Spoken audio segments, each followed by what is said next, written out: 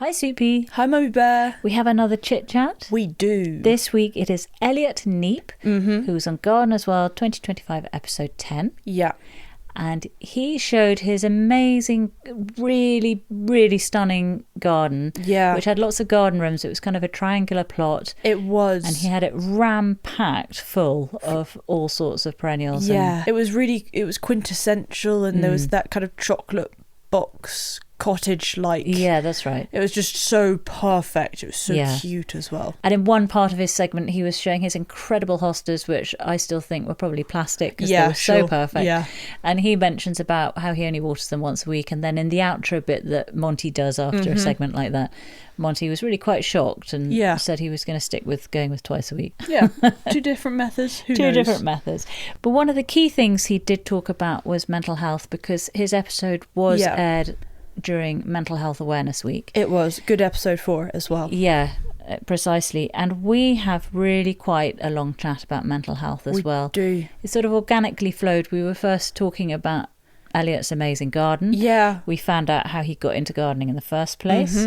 His no-dig method for not just the veg gardens, veg beds, but also the ornamental part. Yeah, exactly, which was working so well and has created such an easy garden for him. So easy. Although I swear he's got the ultimate in green fingers. Everything seems to flourish in his garden. I think so. We talk about how he grows roses in alkaline soil. Yeah. And then we do just naturally progress on to mental health, the connection with the garden, what the garden does give you when you're dealing with those sorts of things. Exactly. Very important. Yeah, and we cover some really critical, deep topics. Deep but critical conversations. Largely, the standout thing for me, Sweet Bee, was the whole issue around misdiagnosis, or the importance of getting the right diagnosis when it comes to mental health, because mental health is this enormous spectrum. Oh, it's and huge, yeah. You can't just clump all mental health into one sort of box. You've got various degrees of various aspects. So everyone's different. It's crazy. Entirely. And so we hear about Elliott being misdiagnosed and the impact that had on his life.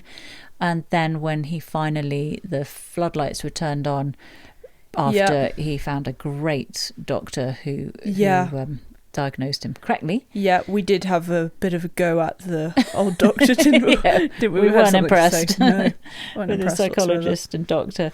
So a very important conversation to be had. So it is a Dream Gardener chit-chat with a difference this week, because you will see that it is a lot longer than our other chats, because it seemed important to keep all those conversations in. Yeah. And, it's a proper long-form chat. It is. Oh, it's a proper long form. And it was interesting for me listening to all of it, because obviously I haven't quite gone through those battles.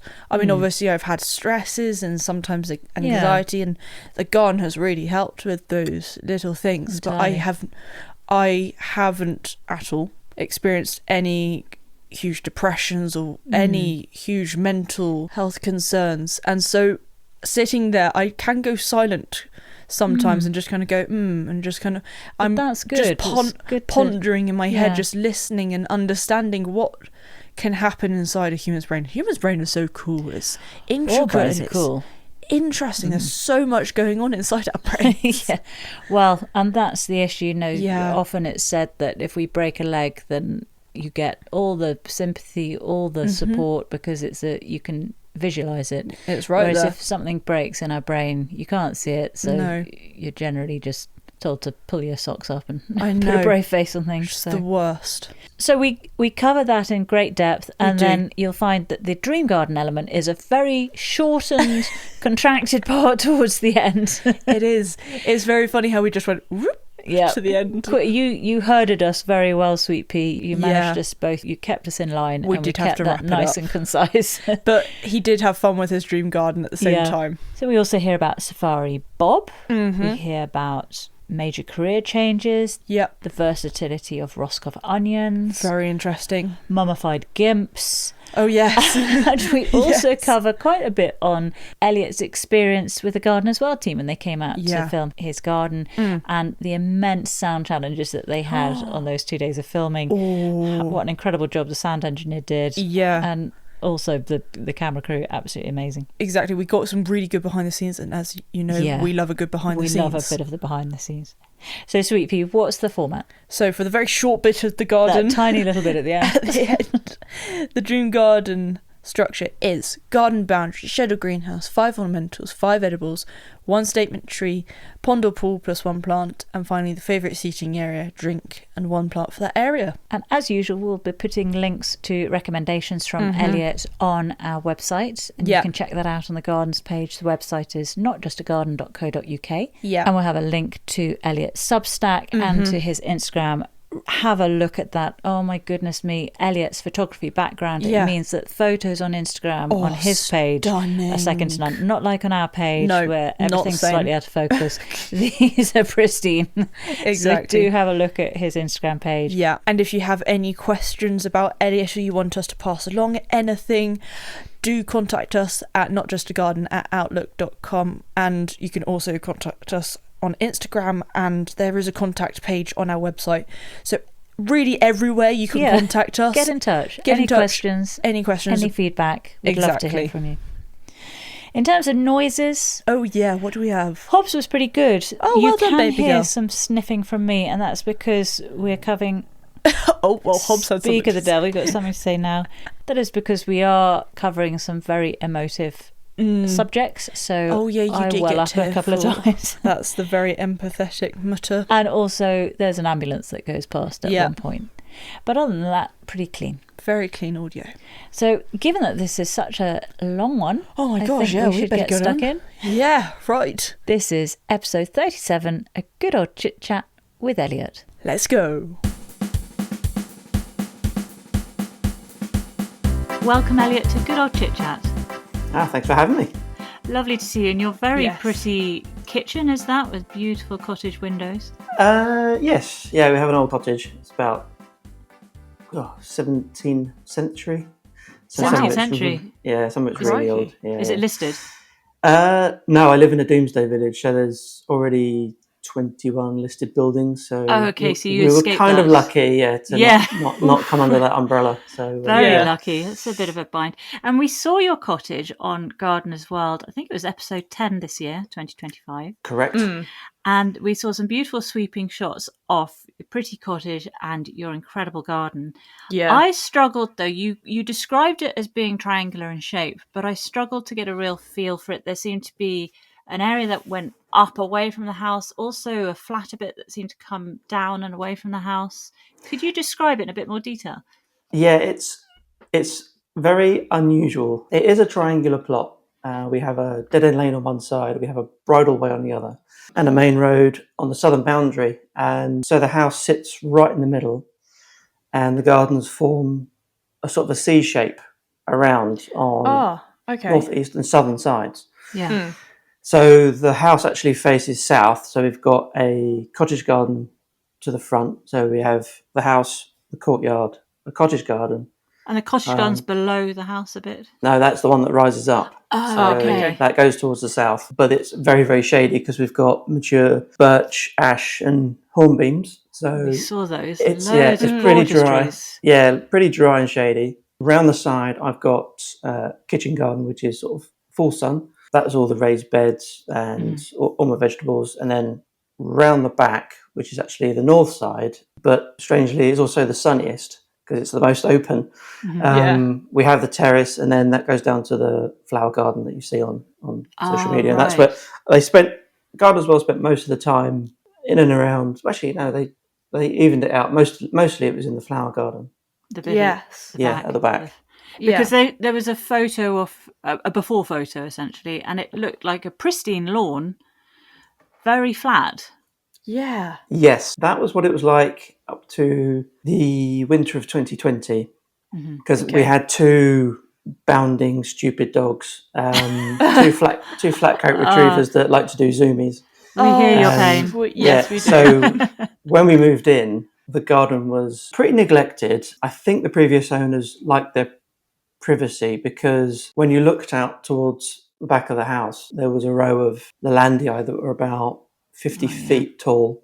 Ooh. And one side, and the other side, they'd clipped it into a sort of a long cube, but that was 15 feet by 15 feet.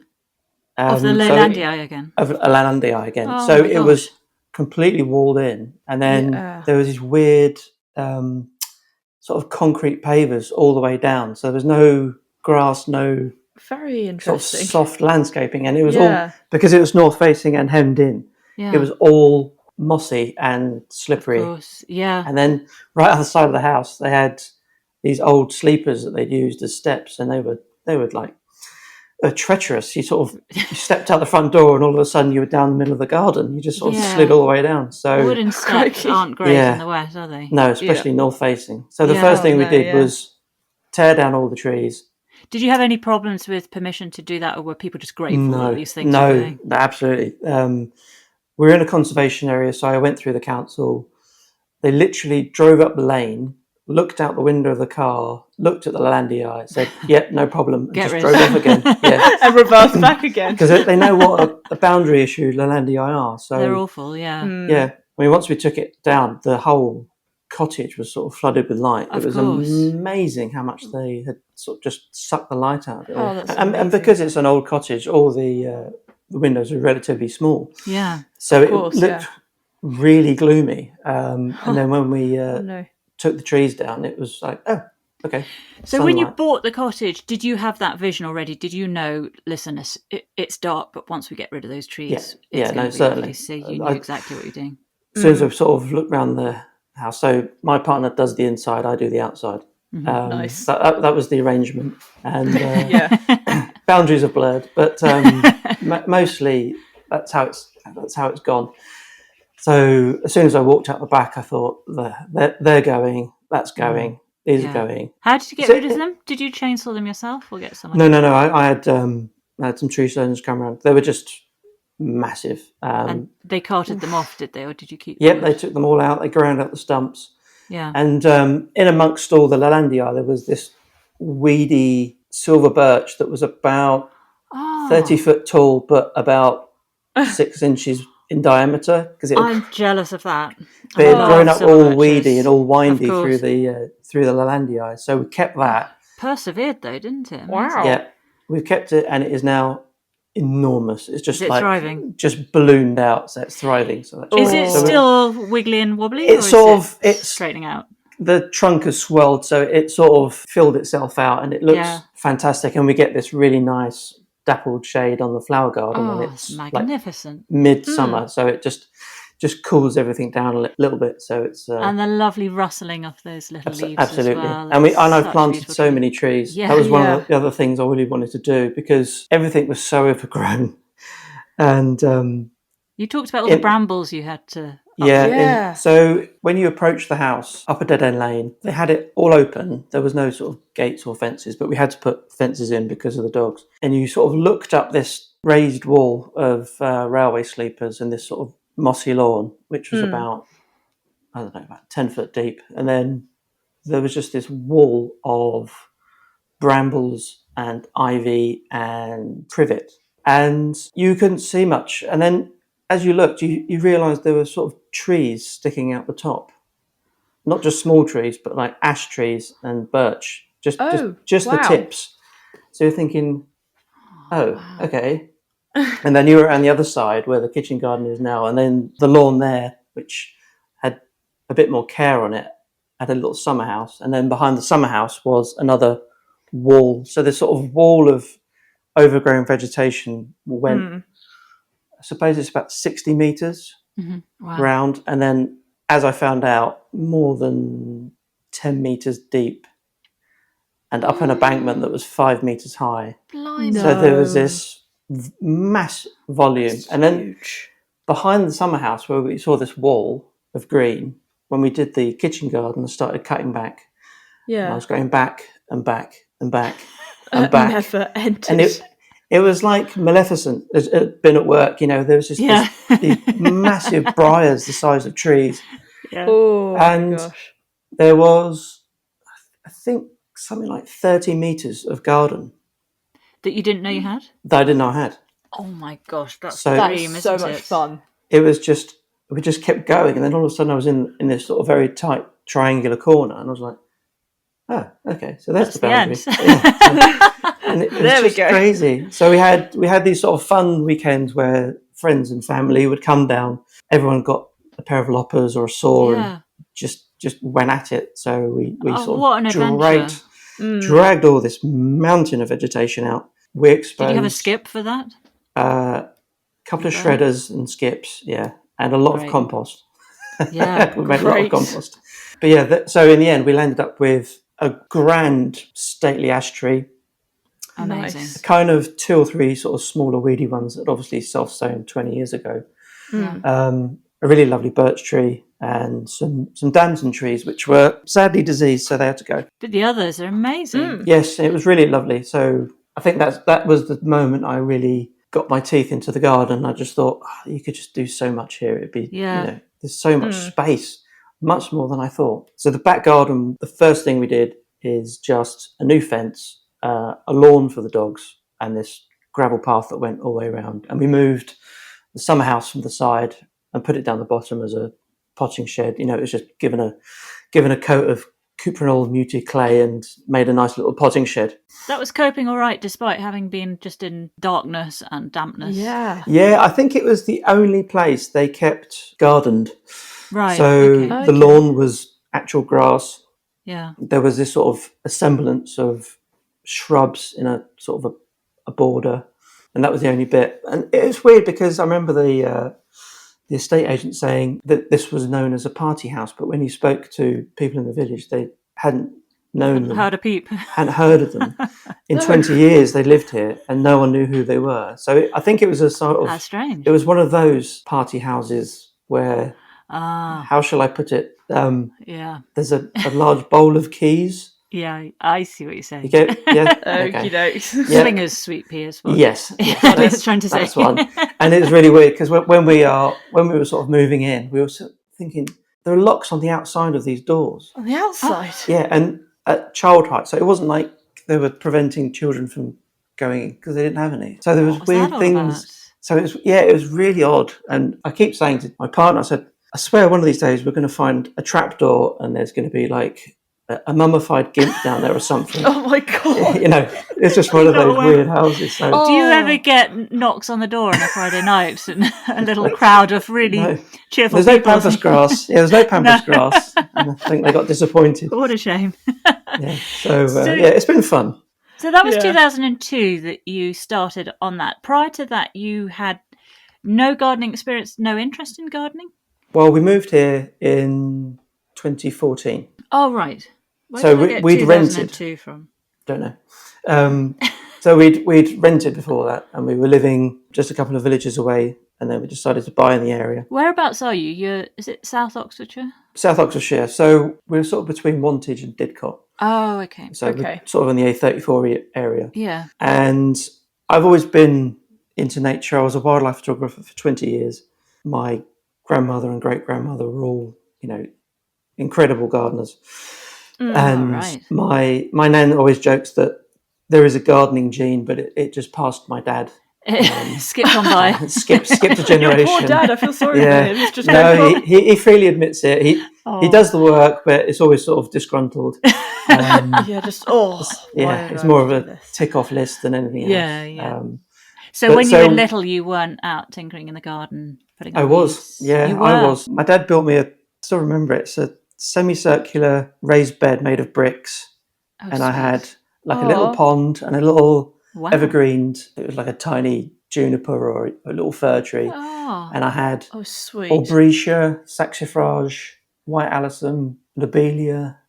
Because it was the 80s. So it was all that kind of thing. And still pretty. Did he create that at your request, or did he just think this would be good for you, Elliott? Have this. Yeah, he made it, and then I just it was then mine, and I sort of planted it up, and then I think I was about 8 or 9, and I remember him just exasperated because I was taking bags of compost and just pouring them over the soil because I thought that looks nice and tidy, but I was. Little did I know, I was like mulching. I was just well ahead of my time. Sort of just covering the earth in compost. So I was destined. Yeah. So when we moved in, I was traveling a lot, at that time I was doing expedition trips to the Arctic. I was leading tours to Kenya's Masai Mara forest in central India to photograph tigers. So I was traveling a lot, and gardening was not on the agenda. It wasn't even in the field of view. It was just... How could it be, though, if you're away? Yeah, it literally was, I suppose, going out once a quarter with a chainsaw or loppers and just keeping a lid on everything. Yeah. And then I think what turned it was we had 2 dogs and we lost one, and we were just we were so distraught. We just thought we've got to do something just to sort of, occupy our times and our brains. Yeah, of so course. we started landscaping we started landscaping the what is now the cottage garden. So we, this was before no dig. We sort of dug it all over and put a lawn in and made those like coffin borders, those sort of like little strips around the outside, and put in hebes and box balls, and thought, that looks better. And then you sort of learn a few things, and then gradually over time the borders that were sort of 60 centimeters deep were then a meter deep, and then a meter and a half deep, and then 2 meters deep, and like all the time the lawn was just shrinking. Every couple of years I was taking a slice all the way around and just compressing the lawn. Because you've got 6 meter deep beds now. You say in the flower garden, on the flower garden we now have. The flower garden is just hilarious to me because you have this. Okay, 2016 we made the terrace, so we got rid of all those slippery sleepers and we made this level terrace that was sort of sandstone, and it was like big enough to land aircraft. It was just this massive expanse. Yeah, it was a massive expanse. Yeah, and we were like, oh, that looks a bit stark. So we started putting pots on there, but the grass lawn stayed the grass lawn, and then we'd done the cottage garden, and then COVID arrived and we were stuck at home. I was stuck at home because I've got quite severe asthma. So I was stuck here. Do you have problems with hay fever? Yeah, chronic. Wildlife photographer, hay fever, asthma. That's not great. Not a good combination. You know what you want? You want an office job. Yes, you do. I tried that, didn't work. Yeah. Thankfully animals don't mind if you sneeze. They don't, because they sneeze as well, so they don't really look up. But if you're trying to get a beautiful shot of a cheetah and then suddenly you sneeze, doesn't it just charge off in the opposite direction? I never had hay fever in Africa or India. It's something over here then. Yeah, so it's British pollen. Okay, yeah. So I was stuck here, so I thought I'm going to go insane if I don't do something. So the lockdown hadn't arrived and we didn't know how severe this was going to be. So I kind of nonchalantly ordered a load of timber and a load of compost, and I thought, I'll just build some raised beds. I'll make a kitchen garden, I'll make some vegetable beds. Sounds like a nice thing to do. I was following Charles Dowding at the time. Yeah. Oh, yes. And we so were as well, weren't we? Yeah. So I thought, this no dig thing, this sounds easy, So I think March we had a contractor come in and he dragged out that space and levelled it and started, we cleared all that privet and all the massive brambles, had a big bonfire. Nice. So by the end of the year, end of 2020, I was getting really itchy feet again. So I thought, well, I'll do no dig in the back garden, because I had this really, really vivid dream about my partner Jack, and she was picking flowers in a garden. And I still remember the planting. It was delphiniums, euphorbia, caraceus. There were pink roses. What else was there? Geranium roseanne. I remember them. I just woke up and I thought, I've got to do this garden because. So it was an actual dream then. It was an actual dream. Yeah. Wow. So it was, actual dream. Wow. Yeah. That's so and cool. So I woke up and I wrote all the descriptions down, and then we were in winter of 2020, and I said to Jack, I said, I've got this idea for a garden. So we went through all these designs, and I was getting all carried away. As you do. Circles and intersecting circles and diagonals and sweeping serpentine borders. Wow. And I sort of drew myself into a corner, quite literally. Sort of dining table was just a massive tracing paper and scrunched up balls. And in the end, I just thought, this is ridiculous. All I want is really big borders and lots of planting. I don't really care about clever design tricks and secrets that sort of reveal themselves. I just want planting. So that's what I did. I just made a straight line path down to the potting shed, which made sense. A smaller area in a circle, which was a bit of a pause, and then 4 sort of quadrant borders. Okay. Right.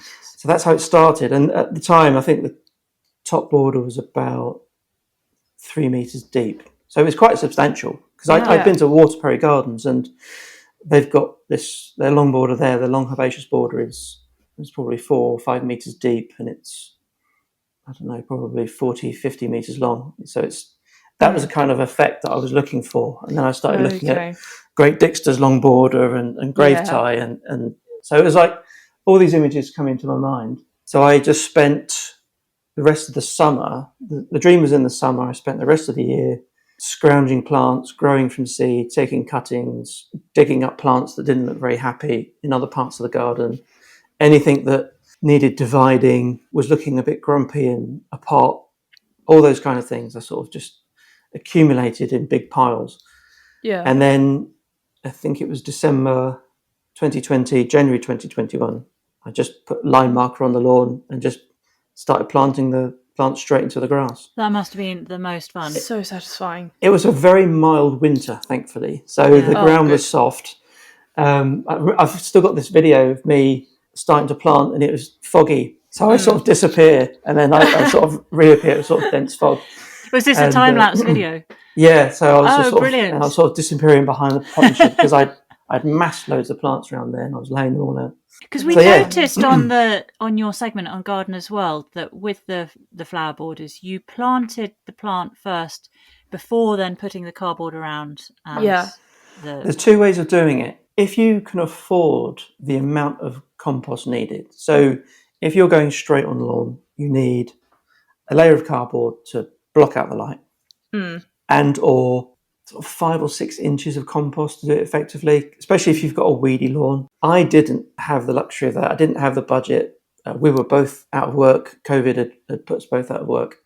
So it was really just sort of a crunch time, just trying to be resourceful. So there's another version, again, Charles Dowding described, and when you're planting shrubs and trees, obviously the root ball's so large, you can't just plant it into a thin layer of compost at the top. So you have to dig into the ground. And his method was to make the planting hole just slightly larger than the root ball. So as you plant in, the roots are in direct contact with the existing mycorrhizal network and the soil wide web. So you're not digging this giant hole and turning it all over and adding loads of compost. You're just literally slicing a hole, dropping it in, and then you leave it proud.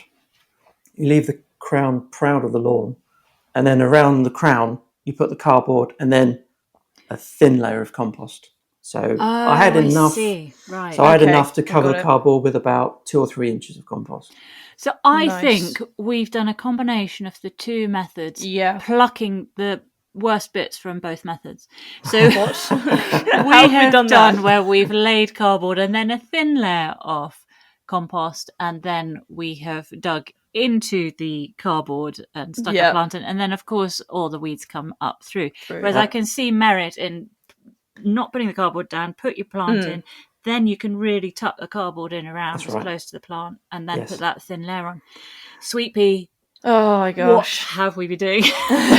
Well, so it's always a learning curve. That's the fun thing. But it's learning too late though. Yes, it did work. And I really surprised myself, to be honest. I thought, well, the kitchen garden worked fine because it was raised beds, and essentially we'd cleared the ground anyway. But this, I thought, this is a bit of a gamble. It's a pretty vigorous lawn with some vigorous weeds. But they didn't come back. They just disappeared. I think one patch of bindweed popped up about 18 months later, really, really weak. And I pulled it out a couple of times, and then that was it. It didn't come back. Wow. And then since then, that's amazing. Because I plant so densely. Like I went out yesterday and I found 4 weeds that had grown up to about 2 or 3 feet high, these sort of milk thistles that had obviously blown in.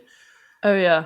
And then I was sort of walking around, and then I was walking around going, there isn't any other weeding to do. So that's the height of summer. That's the height of summer. And I was like, this is brilliant. And that's the beauty of it. And that's why I'm so evangelical about no dig, because it just makes life easy. Like when I go into the kitchen garden and I have a weeding session, I finish weeding before I finish my cup of tea. And I walk around with this bucket. I don't even know why I bother anymore, because I'm pulling out these tiny weeds that are sort of blown in, or they're in the compost mulch that I've laid over the top. But they're tiny. They're sort of, I don't know, 2, 3, 4 centimeters, 2 inches high.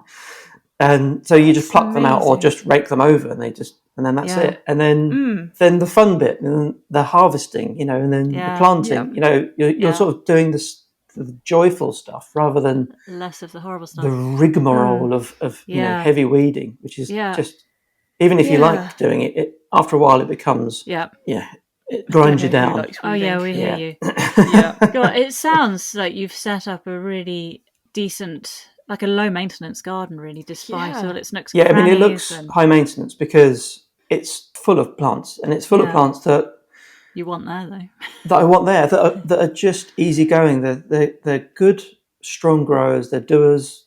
I've sort of researched it and made sure they were sort of happy in this kind of environment, because they're so densely planted. They shade out any kind of weeds that want to grow underneath them. There's literally nothing there. And the only thing I have to do is May time, I have to go and put the supports in for some of the taller plants. And then delphiniums, definitely. Yes, delphiniums, we've got some very tall euphorbias. And because the soil is actually now in very good condition, some of the plants are growing too tall and too lush. Yeah, so we had that problem. Yeah, one of the things I thought was really odd, because my garden is extremely alkaline. Like when I did a soil test, you get those little soil kits from the garden centre.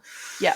And you dig down, you take your little sample, you put it in the little tube, and you add some water, and this little chemical, and you shake it, and it tells you the alkalinity. Mine was black, and I thought that was odd. So I did it again. What? I thought maybe this is not working, and it was black again. And I was like, and then you look at the chart, and it's sort of plus 8.5, plus 9. It's sort of off the scale. Wow. It's off the scale. Yeah. So we're on this area is alkali based. So it's we have, I suppose, 6 inches or so of topsoil. Then there's this sort of stony layer, and then underneath that is alkali, which is it's a clay, but it's extremely alkaline. Are you Cotswolds there? Because that's very alkaline, isn't it? Sort of limestone. Yeah, we're actually north of the Wessex Downs. So as the Cotswolds finishes in Farringdon, which is 2 villages away, you then sort of come onto the north side of the Downs. So we're sort of on that edge. And all the quarries, all the gravel is Cotswold colour. Right. Because that's beautiful. We're in that sort of area, but we're actually on the Downs where it's just this alkali. Yeah. Wow. And when you sort of read about it, you think, oh my God, nothing's going to grow here. When the farmers turn over the fields and it dries, it's almost whitish grey. It's so sort of chalky and grey. It's really, really weird. And you think nothing's going to grow here. But, I think that's the beauty of gardening. You've got that opportunity to say, what the hell? Yeah. Just give it a go. You never know. You actually never know. Because the thing I've learned is that plants do not read books. No. So put them in, have a go, especially if you've got like a plant you're passionate about. Like I was never a fan of roses until I visited a garden in Seend in Wiltshire, and they had roses everywhere on growing up the walls. They had a rose garden. One of the gardens had these parterres of Munstead wood and Desdemona, Darcy bustle. Yeah. But the perfume was just that was what got me was the perfume. So I thought, well, I'm making a flower garden. I've got to try and put roses in. And they were in your dream as well. Yeah, and exactly. But the alkalinity, the shallow soil, it's so dry. Roses are going to hate it here. So rather than spend a lot of money at David Austin, I took cuttings of the ones we had in pots, grew them on, put them in the ground, literally an incision in the turf, dropped the root ball in, sat back and watched. And now I've got Emily Bronte, which is about 7 feet tall. Mill on the Floss, which I think one of the canes last year was nearly 10 feet long. Blimey. That is huge. Having planted them when? This was in 2021. Wow. Not So that they're long thriving. ago, then. And no special rootstock. These were from cuttings. Yeah. And then I thought, okay, well, if this is no special rootstock, we'll invest in some David Austin roses. We put those in.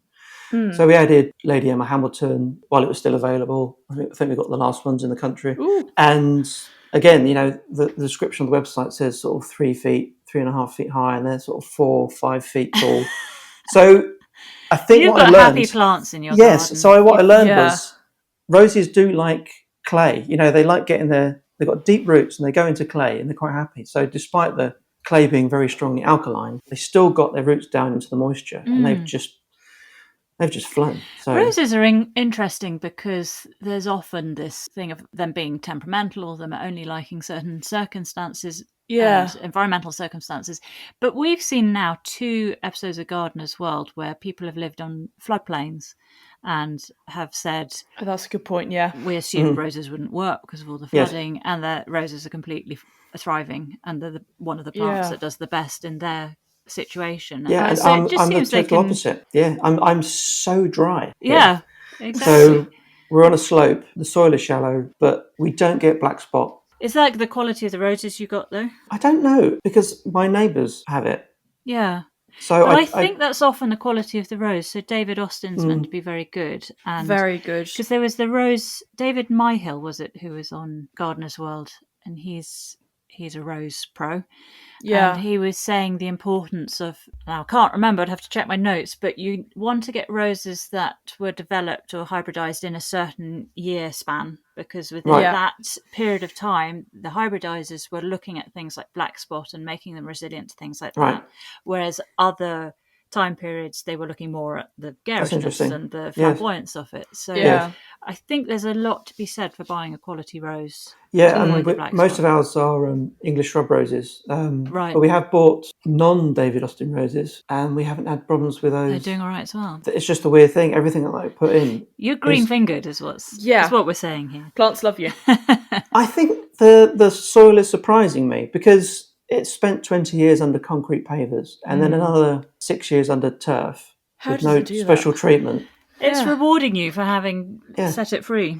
Yeah. Well, that's what I keep laughing when I see sort of videos about, soil amendments and, you've got to add this and you've got to do that and you've got to double dig and this, that and the other. And I've done nothing. I've been as lazy as possible. And it still worked. Yeah, so that's the thing. No double digging, no back-breaking effort. Just pop a plant in a hole, sit back, let nature do its thing. If in doubt, be lazy. Yes, if in doubt. Yeah. That's... We like that method. Yeah. So gardening is now a big part of your life. Are you still wildlife photographing? I am not. No, so you completely stopped that? Yeah, I've made the transition. I had a period of very poor mental health, and it turned out I was bipolar. So you talked about that on a show. It was Mental Health Week, I think, wasn't it? That's right. Your episode came out. Yeah. So the period between 2012 and 2022, I had a series of mental health crises, and I had a wrong diagnosis. I was told I had a major depressive disorder, but it was wrong. So the medication they gave me just made it worse. So is bipolar, my understanding is bipolar is what used to be called manic depression, is that right? Yes. So I had an ex-boyfriend who had, at the time, we called it manic depression. Yes. And then I think it got renamed when I was still with him. Yes. So you have manic highs and manic lows. Yes. So manic depression has some unfortunate connotations. When you say you're manic or bipolar, people think you're psychotic. Which is not just true. Lack of education, isn't it? Yeah, it's really a spectrum. So there's various sort of degrees, and even then they are quite sort of rigid because they have certain criteria. So my bipolar basically was elevated mood. So normally in spring I would be extremely energized, shall we say. I would have amazing ideas, grandiosity, the feeling of being invulnerable. Yeah. So many ideas, I couldn't stop talking about them. And I would be outside, for 18 hours a day, just doing, crazy things. I took on like 3 businesses and, just going mental. And then I would have a crushing depressive episode in winter. Normally Boxing Day. So I grew to fear Christmas. Of course. Because I knew that would come, and that would last until February or March. So it was quite profound. Ooh. Significant amount of time, yeah. Isn't it? And then it's nasty. And also such an awful time of year. I mean, for me, January, dark, February. cold, yes. Before I had sweet pea, January and February, I always made sure I left the country and took all my holidaying at that point because the short days I couldn't cope. And I definitely suffered with SAD. Yes. So that's what I thought I had. Affective disorder. Oh, okay. Yeah. So I thought, I've got SAD because in March I come back to normal. Yeah. But it had gone on so long, I didn't know what normal was anymore. I completely lost touch of a baseline. Yeah. And I thought what I was experiencing in spring was just what everyone felt like normally when they weren't depressed. So this sort of cycle just continued. And then all of a sudden, the cycling became more rapid. And I was low at Christmas. I was up in spring. I was down in July.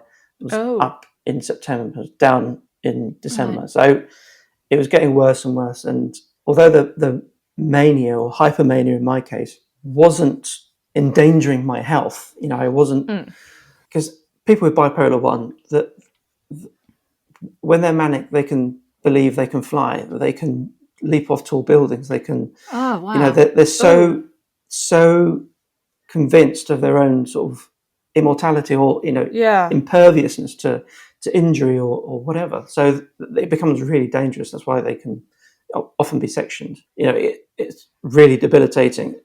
Did you call that bipolar 1? So there's bipolar 1, bipolar 2, and then cyclothymia. And I'm sort of between bipolar 2 and cyclothymia because I have rapid cycling bipolar, but my mania isn't full-blown mania, it's hypermania. But I have the crushing suicidal depression of bipolar 2. So it's really a spectrum. Yeah. Okay. So my cycling became much more severe, and that's when I was suicidal. Yeah. Have you had that all your life without really being aware of it, or can you remember a time, puberty or a significant work-life balance change or anything like that where it switched? Yes. So when I got my correct diagnosis, this was 2022, so aged 48. Right. I was finally diagnosed, and the medication they gave me just put the floodlights on. It was just like someone threw a switch. It was just incredible.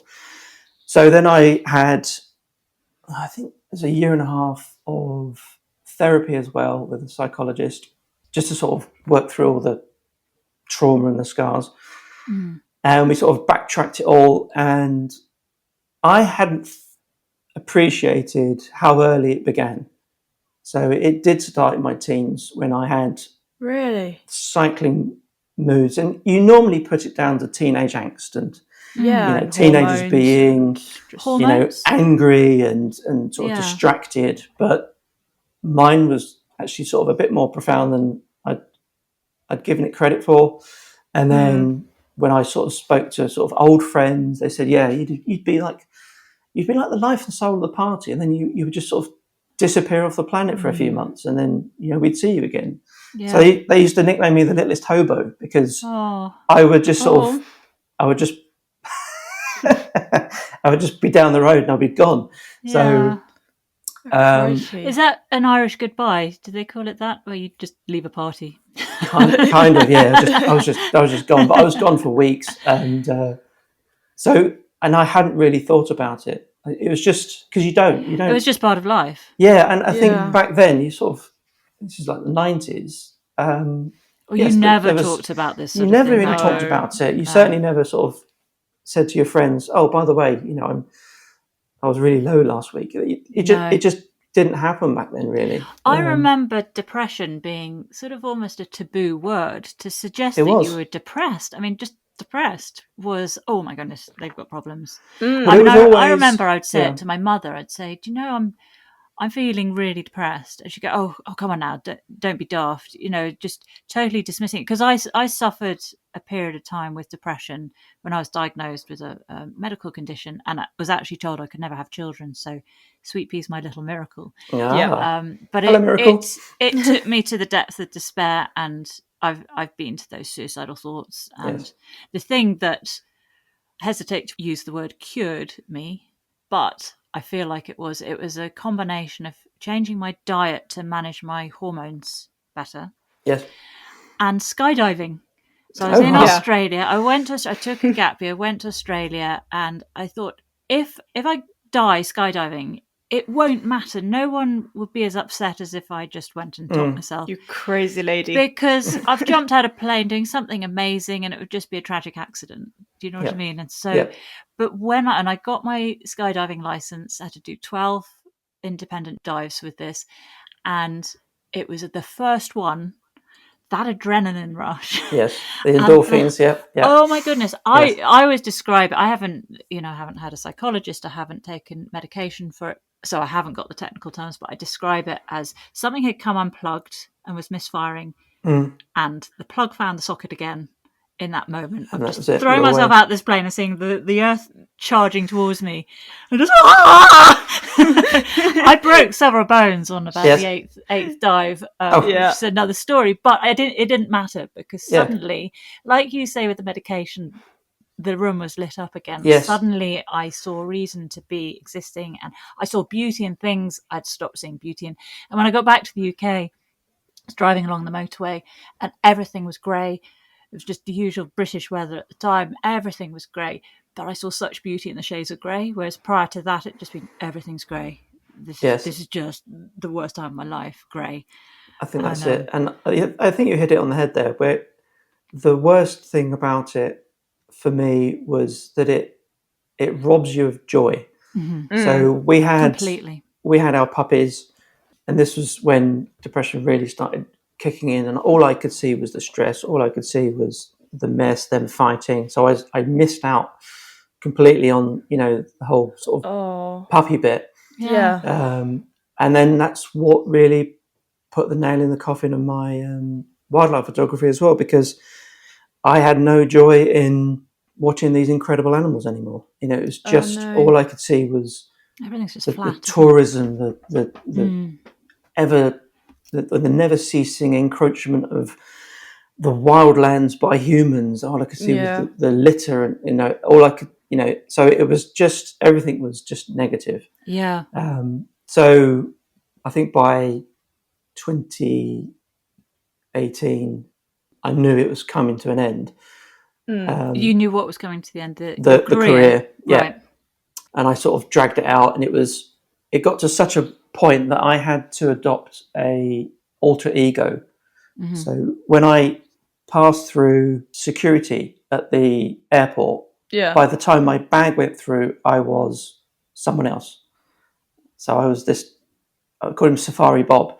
So Safari Bob cool name. emerges from the security, and I'm up and I'm on it, and I'm sociable, and I'm engaging, and I'm got full of energy. But after 2 weeks, it is completely exhausting. You are just done, depleted. Yeah. But I had to do it for 2 weeks, 4 weeks, 6 weeks, and it was just fuel on the fire. So by the time I got back from these trips, I was just a shell. It was unsustainable. And then it all came to an end anyway. So was it when it stopped? It was that kind of breathing space for you to kind of really recognise that you had an issue there that needed looking at. Yeah, I think it was my first sort of mental health crisis. Just call it suicidal depression. Was February 2018, and I think it was triggered by the fear of this upcoming trip that I was having, and I just couldn't sort of bring myself to go through it again.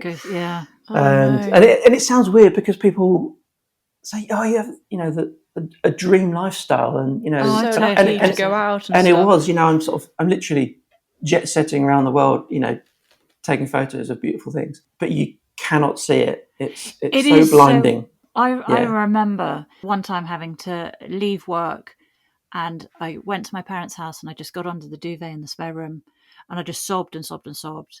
And my boyfriend would come in, sort of stroke my arm and leave. He knew not to say anything. There was nothing you could say, and I would just cry and say, I don't understand it. My life's great. I've got lovely friends, family, everything's wonderful. Why?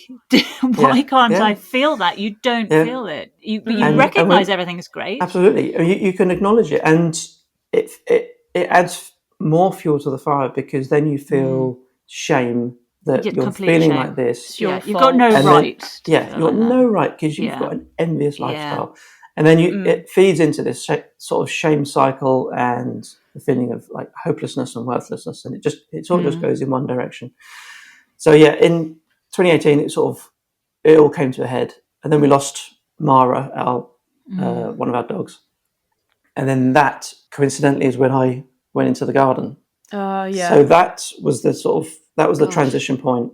Yeah, and I think it's fair to say that sort of saved my life for the next sort of 2 or 3 years. It got me outside. It got me preoccupied. Yeah. Did you start seeing beauty in things at that point? It wasn't until I saw medication. Work. You saw work. Right. So it just kept you busy. Yeah, from spring and summer, I was happier than I'd been for a long time. But then when the depression started hitting in midsummer, that was hard, because I could not then go into the garden without seeing stress or work or things that were wrong, or weeds that were coming back, or that fallen over, that collapsed. So all the negatives again. A bird had broken that, or whatever. So that was a real issue. And then again by 2022 I was suicidal again, and it was that summer, August, I got my diagnosis, and yes, it was transformative. It was I can't think of a better analogy than sort of trying to find your way in a stadium at night, and then someone puts the floodlights on. Yeah, amazing.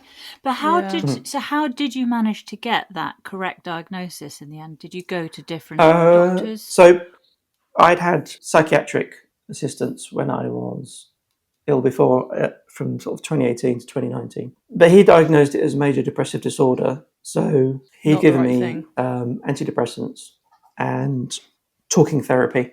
But after about a year, he said, well, I think I've done all I can. I can't empathise with you. There doesn't seem to be anything I can help. Yes, that was his words. Does that? You are not serious. I can't empathise with you. There's nothing I can, because he was convinced. He'd seen me, and he was convinced that there was some deep-seated trauma, that needed unearthing. And I had cancer in 2012, and he was sure it was that, and it wasn't, because at my core I am quite childish, and it was a certain cancer. It was testicular cancer, and I'm one of these people that laughed it off, because it's hilarious. Because there's my only option, because the other option is just, I knew where my brain was going. Are you fully recovered from that? Oh yes, no, absolutely. Oh, good news. One of my best mates, he bought me a pewter walnut to put in my pocket to keep the other one company, which I love that. So I thought that was brilliant. That's just made me feel all warm and fuzzy. That's such a lovely thing to do. I've still got it. I don't carry it with me anymore, but I still got it. Just every time I look at it, I just laugh. Yeah. So That's hilarious. Yeah. So this ridiculous doctor, excuse me for being rude about your doctor, but that's just appalling. So, and what happens with bipolar, if you're misdiagnosed and you're just given antidepressants, it's fuel on the fire. It makes the symptoms worse. Right. Yeah. Because you haven't got a counterbalance. And that's where a lot of people with bipolar, they're on 2 medications, an antidepressant and, mine's an anti-epileptic. Oh, so there's these different medications, anti-seizures, antipsychotics, anti-epileptics, and it can take you a long time to find the right balance of antidepressant and the counter. And obviously not the right terminology, but this is just how I see it and understand it. I was really lucky. I got the diagnosis, and the first combination of medication I was put on has worked.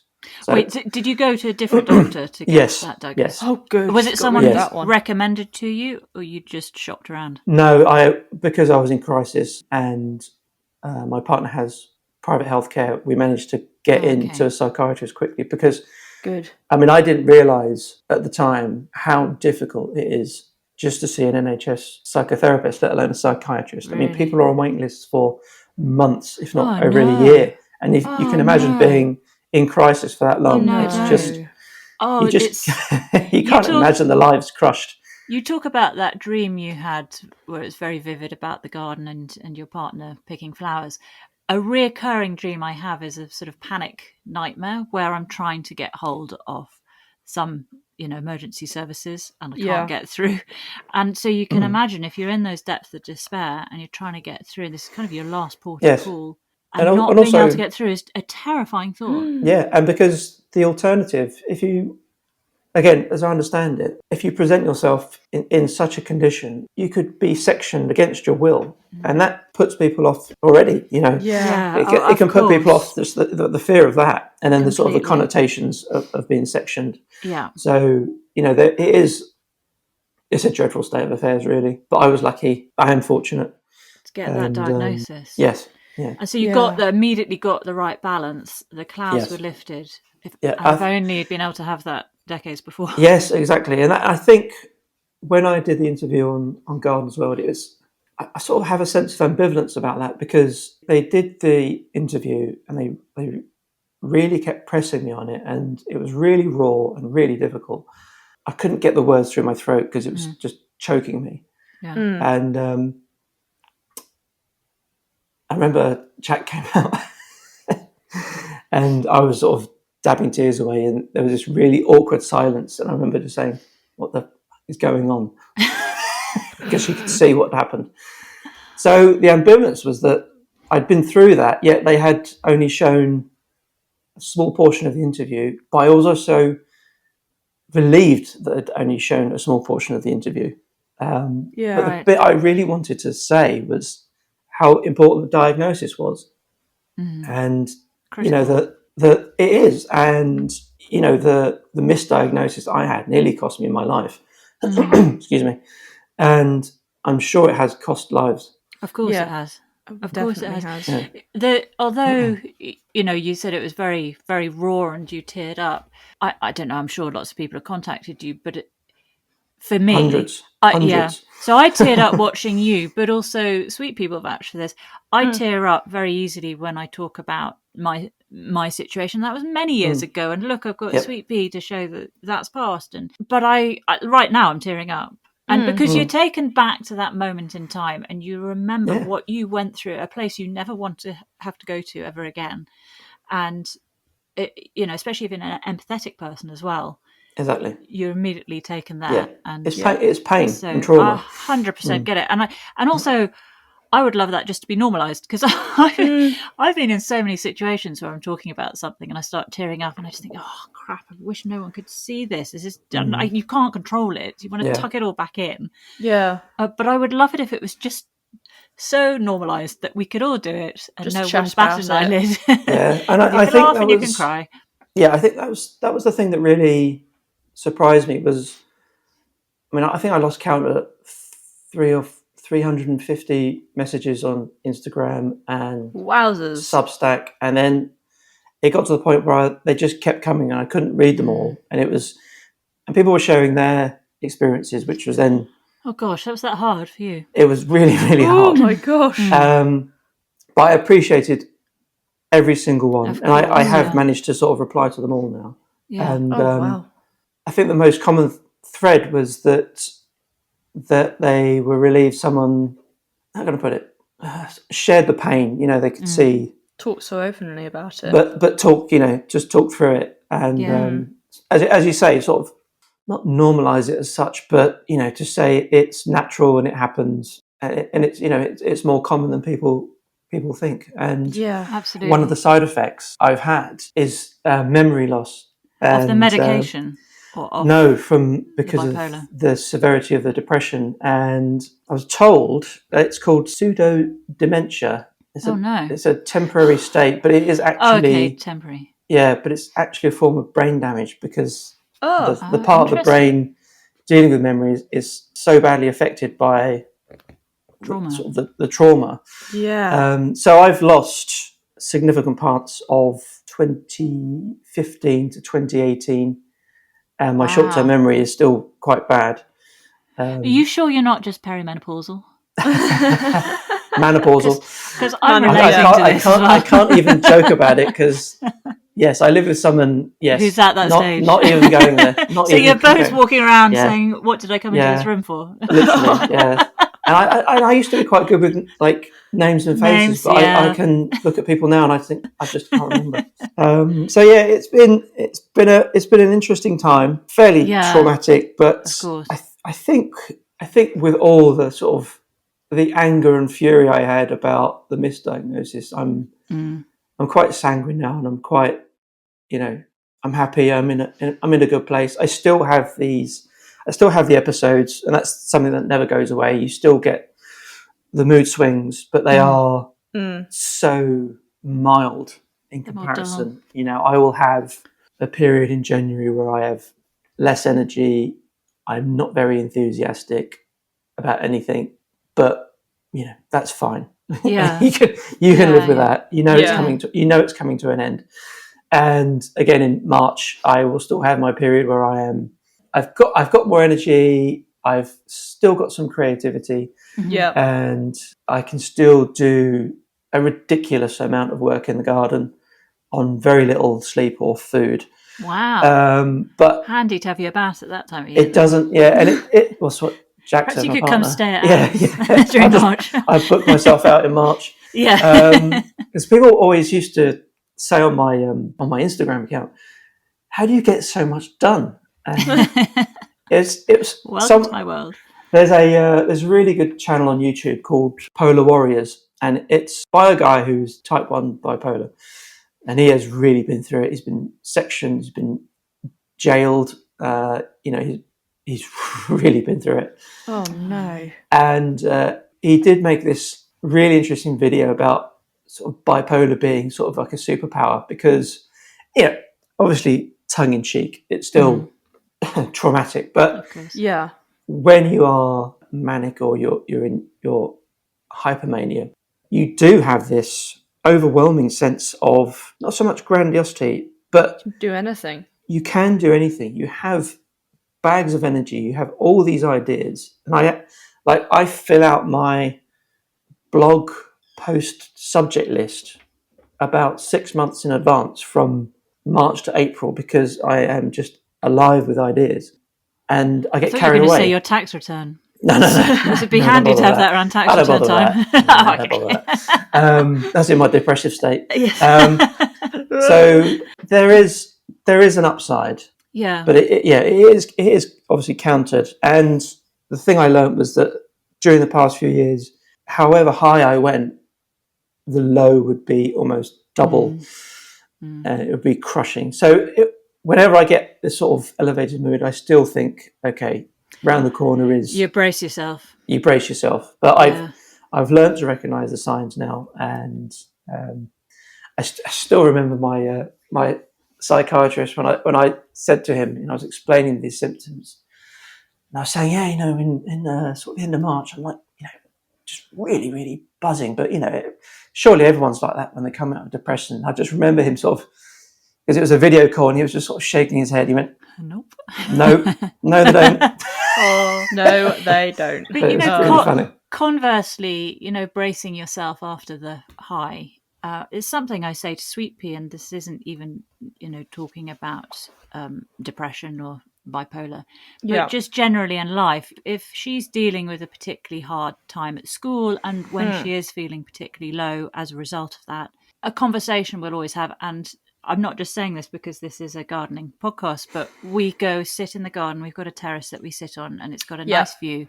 And even if it's the middle of winter, we just bring rugs and big puffy coats and hats and gloves. And we'll sit on that terrace and we'll just chat through things. We'll have binoculars. We'll look at birds and wildlife doing its thing, the weeds in our garden. And I always say to you, don't I, Sweet Pea, that this will pass. It always passes. So you will have, and remember when you're having a really great time and everything's going really well, remember that too will pass. But you've got to enjoy when it is really great and then recognize when it's not going great. Just hang on in there, hold on, don't make any rash decisions, just put one foot in front of the other and you will be at the other side. And I imagine with your experience, you are so well versed on all these ups and downs that you know always now that, and especially you've had the suicidal times, but you know I've been that low, so I can get through this. I'll be out the other end at some point. Yes, and that's quite reassuring, isn't it? It is very reassuring, and I'm a really big fan of Charlie Mackesy and his books and his sketches. You know, and he often refers to, you know, storms always pass and tough time. You know, when the storm's there, you just put one foot in front of the other, and you know, you just keep going, and then eventually you can sort of turn around and see how far you've come. So it's sort of it's really nice phrases like that are imaginative but reassuring at the same time. I think my worst moments came when I realised the depressive episodes were just getting longer and longer. Yeah, and you had that fear that they won't pass. They'll never pass. You're never going to get the high again. So that was terrifying. That's the worst. That's the worst I've felt. That's scary. Actually, there is this weird thing that I did have once, and it probably was the most frightening. And at the same time, you are in a hypomanic stage, but chronically depressed, and it is very dangerous because you are potentially suicidal, but at the same time, you think you can survive anything. Oh, that is scary. Very dangerous. It's the worst of both worlds. Right. Yeah, it is. And that was where I was. So yeah. Oh, no. I'm so happy to hear you did eventually get a diagnosis, even though you had to wait till your 40s for that. 48, yeah. Frightening, really. 40s. Yeah. It is terrifying, but it's so good to expose all this and have people talking and people who were at, you know, when you were younger thinking, well, this is just life. Everyone must be going that's through all this. You think, yeah. To go, actually, hold on, I heard this. It's not. Something can be done about it. Yeah. And I think without sort of naysaying or, you know, poo-pooing anything, the garden is a safety net. It is a place of nurturing. Mm-hmm. Yeah. It can really help. It can distract you. It can occupy you. These tasks that I call mindfulness, bit of a mouthful, but on your hands and knees weeding, sowing seeds. You go into a special place. Yes, you're occupying your brain, but it's not taxing. It's just sort of humming along. It's like, and I call it like wallpapering. You're sort of wallpapering over the cracks, just even if it's just temporary, just to keep you going through. But also, pretty. Yeah, and you can amaze yourself by looking at nature and, you know, beauty of flowers and looking at the bees and listening to the birds. And it's a holistic aid.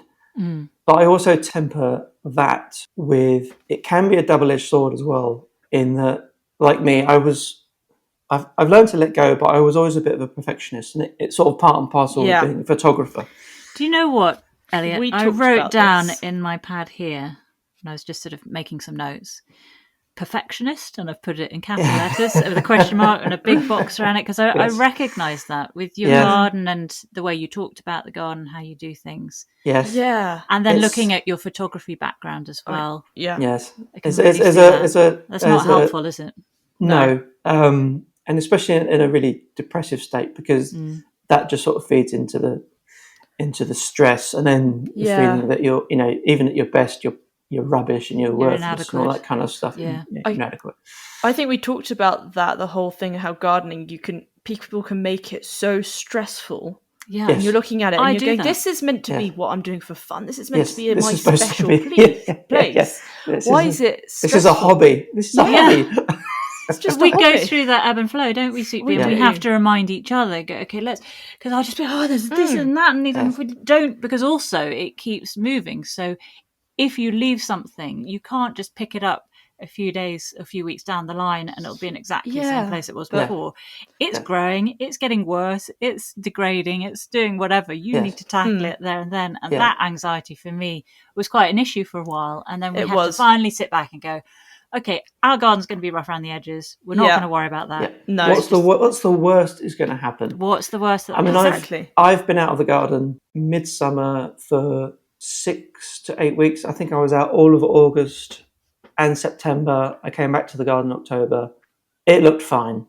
Yeah. There were some things that had fallen over. There were a few weeds, but it looked fine. And that was very reassuring. And my partner's been very good at saying, there's only so much you can do and it's fine. And what she says to me is, your 70% is better than a lot of people's 100%. So just back off. Just chill, man. Just chill out, back off, take a chill pill, go and have a gin and tonic on the terrace and just appreciate what you've done. So she's very good at that. And I have learned over the past 3 years especially to not be hard on myself and to actually, this sort of is a milestone as on my recovery really, was that I could actually just stand on my terrace and sort of look down the path and just think, wow, I made that and it's beautiful. Yeah. Bees are loving it, plants are loving it. It's alive. And just thinking, trying to also remember, and I keep the original photos of the garden on my phone so I can look back and just see the chronic nightmare that we inherited. Remind yourself of what you've achieved. Remind myself what I've achieved. Oh, this is so relatable. It really is. No, it truly, truly is. We're exactly the same because, we've made huge strides compared to what it was originally, but it's still easy to get anxious. Yes, and there's so much noise on social media as well because everyone's and books as well. Everyone's trying to and Gardener's World. Yeah. Everyone's trying to sell you the idea of optimal. You have to do this, otherwise things are going to die, or you have to do this, or you're doing it all wrong. And it's all instructions and everything in books telling always you extremist. When. Yeah, even no dig, which I thought was hilarious. I did a sort of before and after post, probably a few years ago now, and just showing how the flower garden was made. And I had a comment on there that was borderline militant, saying, "This is no dig. This isn't no dig. You've gone completely against the philosophy of it. This is rubbish. You're telling people the wrong things and blah, blah, blah." And I was like, of all the spaces and all the subjects in all the world, you're going to be an extremist about gardening and dig. It's just like, oh my God, let it go. What we found very interesting doing this podcast is those keyboard warriors are there for everything. We have embraced the gardening world because generally, compared to other worlds, it's lovely. There are lovely people. Generally, everyone's very nice. And I think if you met all these people face to face, they're probably also really nice as well. But they get their alter ego where they're on a keyboard and no one can see them. They're tap, tap, tap, angry. If you look on can any imagine of them tapping, can't you? They're like angry really tapping. Forcefully crashing that keyboard. And you get it on, it amazes me, on the Gardener's World posts on Facebook or Instagram. You do? They're the lovely ones. And then that's death and destruction from some angry person. I've not even looked at them. This is the weird thing. When before I'd even responded to this comment about no dig, there were about 12 or 15 comments from other followers saying, that were lovely. Shut up. He knows exactly what he's doing. Have a look at his post. Blah, blah, blah. And I didn't even need to respond. It was just brilliant. Everyone sort of it all works itself out. Just smack this person out of the park. It gets a certain equilibrium, doesn't it? If you just leave them all to it. Yeah, exactly. The weird thing about Gardener's World, just sort of harking back. So they filmed it in June last year. Okay. And at the you time were they said, in a heat wave, weren't you? 30 degrees, I read. Yes, it was absolute. It's like it is now. It was this sort of week a year ago. So and you had Thames degrees. Water digging up the road nearby too. Yes. So it was all very last minute. Do you want to hear about this? I would love to hear about it. Okay. Yes, love a good backstory. So I got a message on Instagram saying, "Hello, I'm a producer for a certain TV program. Would you give me your email to discuss showing your garden. I was like, can pretty much guess which one. So I said yes, gave them my email, and then we chatted and then arranged a phone call. And it was one of the producers for Garden as well. And obviously, first question was, would you be interested in your garden being on a show? And I was like, yes. At that point, I was feeling, proud of my achievements. And I thought, yep, that would be a really lovely sort of feather in the cap. And I know my nan would happily go to her grave knowing that it was on there. Oh, sweet. And so we chatted, and she was very interested in, the gardening journey and the mental health side of it. And she said, how's next week? Oh my God. And I was like, Jeez Louise. Just give me a second. Because I thought she was teeing me up for, the following year. And I was like, well, give me a moment, because I'm happy to go to the, series producer and recommend your show, because we really want to come and do the roses, which were sort of peaking that week. I was like, okay, let me go away and have a quick think. So I just checked with my partner Jack, and we said, yeah, okay, we'll go ahead. So there was a bit of back and forth, and she said, okay, we're coming. We're going to come on Tuesday. This was the Thursday. I was like, right, okay, fine. That gives me the weekend to just blitz the garden, spring clean. What time of year was this? Was this during one of your highs? This was no, I was level at that point, which is good. So although I could have done with extra energy. Yeah, could have done it in a day. So it was a bit of a mad panic. So the phone call was the Thursday. Friday morning, we woke up to a jackhammer on the road, and we were like, "You are kidding! What the hell?" So I went out there, and it was Thames Water, and they were digging up the road. Oh my God! They said, "Oh, it's an emergency sewer replacement." I was like, "This is not a small job, is it?" He went, "No." And there was JCB and a dumper truck, and I was just like, "Oh, disaster!" Why? So I phoned back the producer straight away and said, "Look, there might be a problem. There is roadworks. They've just started. I had no idea." So I said, "Well, we'll come on Monday and do a sound check and see how it goes." So they arrived Monday afternoon. There's a producer and camera woman, and I said, "Yeah, it's a bit noisy." So I went up to the workman and said, "Look, I've got Gardener's World here." But I just said, "There's a film crew here tomorrow filming the garden. Is there any possibility you could pack up for the day?"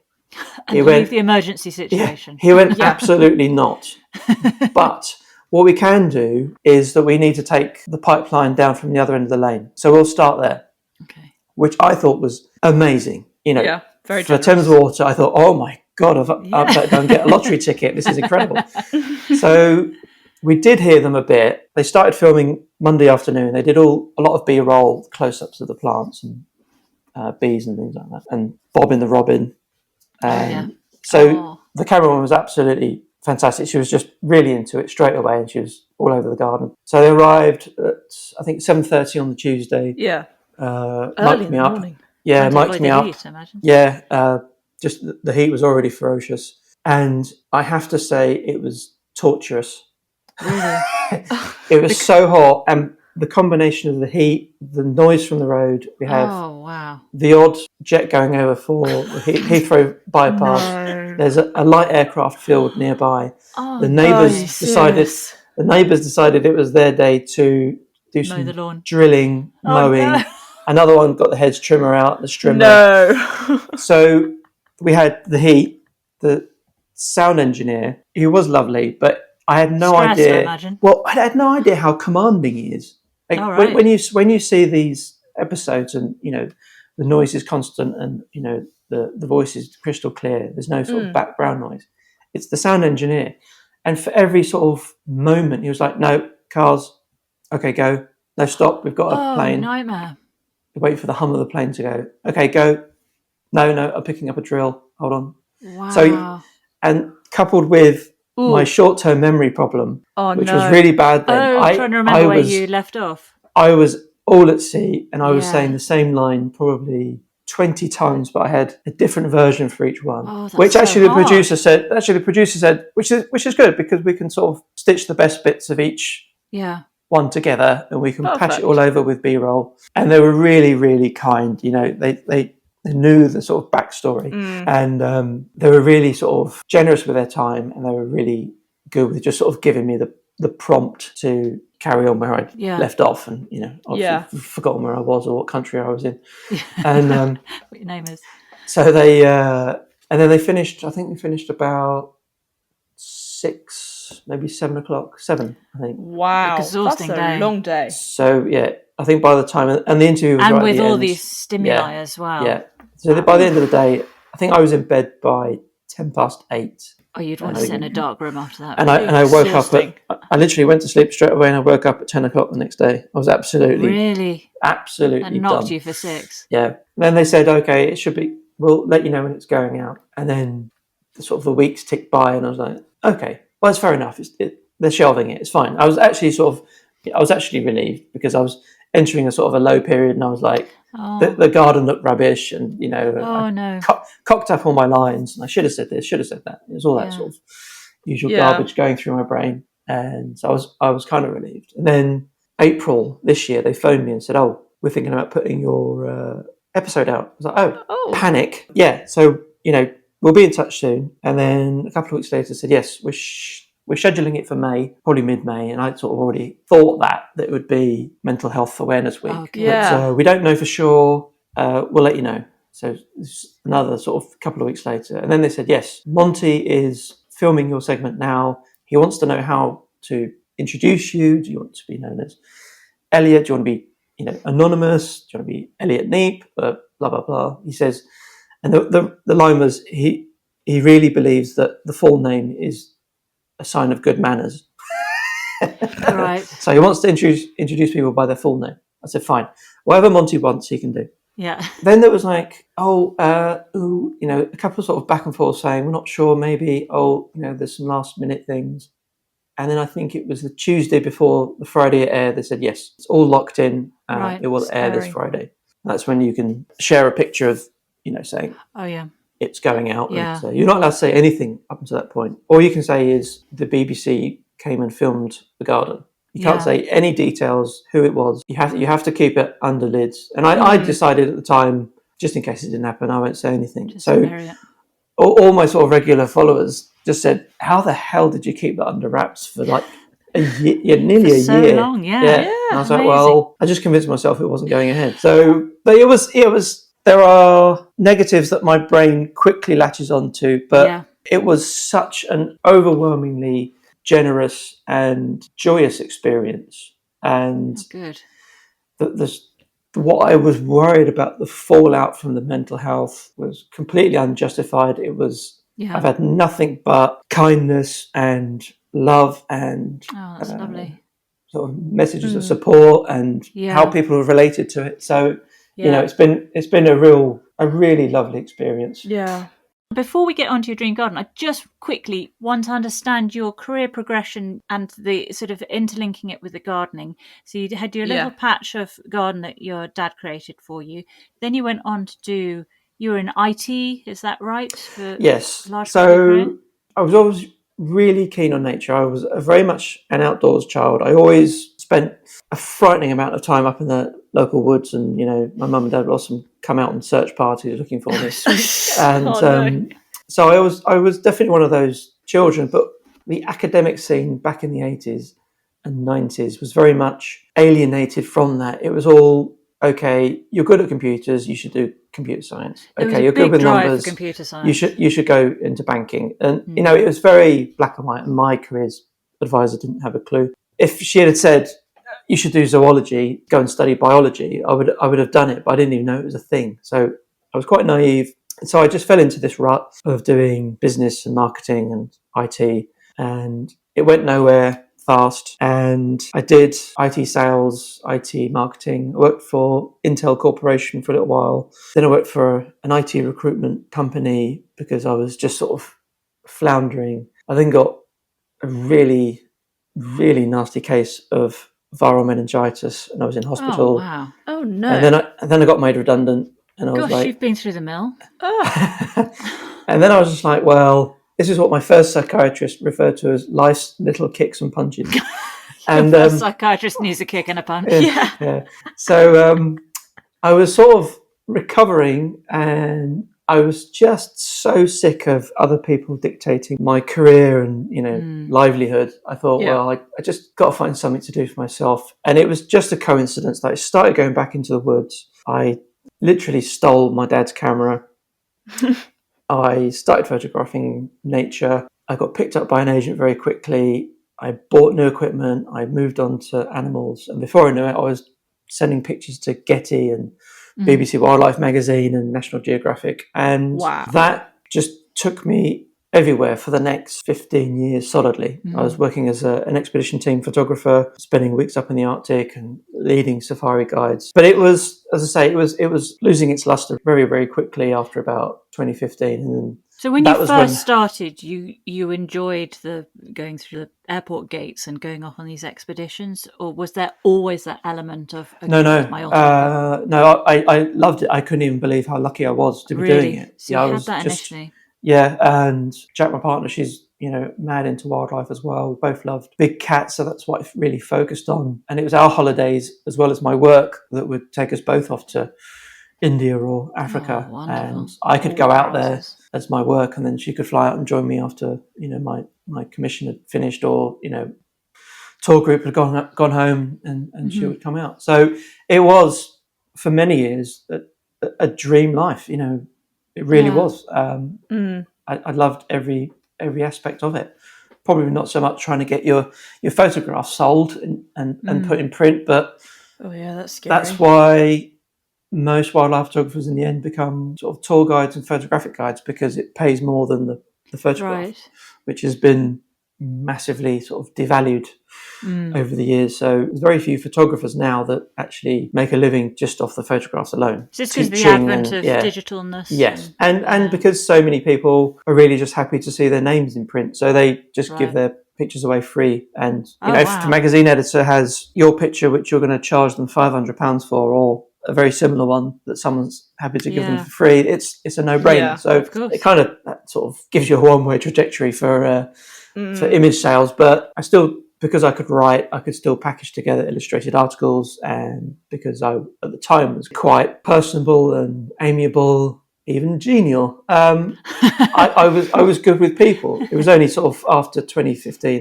things just really sort of went downhill very quickly, and it was became a monumental effort to even sort of put a smile on my face. So that's when Safari Bob took over. Safari Bob kept me going for a while. And then when you stopped the wildlife photography, so you're not doing that now, what are you doing currently? So now I am basically a garden content creator. I'm still doing photography, but garden photography, in fact, it's been such an ordeal. I couldn't really work for, this is the first year I've actually been working again. Really? So 3 years recovery, because my memory was so shot. And I've just sort of been easing myself back into it. And the garden content creator role has just sort of grown, for want of a better word, organically. It's sort of just evolved. I've been able to use my photography skills. I've been able to use my writing skills. I'm not in front of lots of people, which helps me right now. And companies are now paying me to create content for them, to create videos, or for me to shoot product photos for them. Wow. So that's cool. Yes, Gosh, so it's worked out really nicely. Your income now. Yes, so it's worked out really nicely, and I'm now actually got more offers than I can cope with. So I'm now back with my therapist. Going too much work. Yeah, it's because I've now got anxiety. Yeah, I've now got anxiety because I've got sort of deadlines and things that I'm not used to, and I've got social events that I need to attend that I'm very, very much out of touch with. And so he's helping me. How are you in social situations? Very bad. You're an introvert. I am, yeah. I think I've always been mostly an introvert. It always took me a few glasses of something to get more chatty. I went to the Garden Press event earlier this year, and I think I spoke to 3 people, which is not the idea around the Garden Press event. It's like Rajesh Kuthrapali in The Big Bang Theory. Yes, Can't pretty speak much. without drinking. Yes. Oh, it's whole part and parcel of the whole thing.